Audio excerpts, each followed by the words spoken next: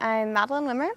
I've been in Girl Scouts for 12 years, Troop 53, some of my best friends. For my gold, I went and interviewed veterans and then uploaded their stories to the Library of Congress. Because I was able to upload my stories to the Library of Congress, they'll be saved forever. The Library of Congress doesn't want just their story, like their war stories, but like their childhood and what brought them to that and how their family responded and what they did when they came back. A lot of the veterans that I would interview, they had never told their story, they'd never actually sat down and talked to someone about it. So I was able to go in and just meet these really incredible men who were World War II and Korean.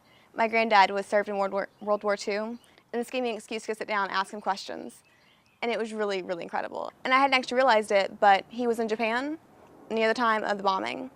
And there was a couple men from a ship who actually the first Americans on land weren't supposed to be, but they just got in a train and just rode into Japan. And I just thought that was incredible just to hear, I'd always heard this history, but then it just became a lot more real, rather than just being, this happened, this many people died, and so many men went during the service, oh, that was my granddad.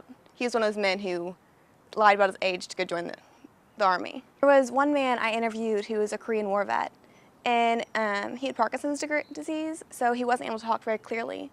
But I'd be talking to him and just be so excited to tell his story. He died about 3 days after I actually finished my interview, which was incredibly sad.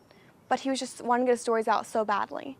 You always think of the men go off to war, but it was also the women. One was the Navy Wave, which I hadn't actually known existed, but they're women who, due to special circumstances, were able to join the Navy on a temporary basis. Although actually, Ms.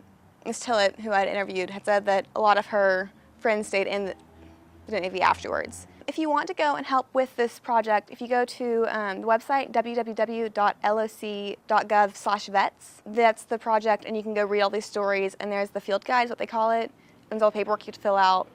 But really, I think the most important part, if you do help, is just find someone who wants to be interviewed and then set up a time to go talk to them. Because really, while the project's incredible, I think the most important part is just going and hearing stories. Because these men hadn't told their story, and they really wanted to. It was able to put closure in their life.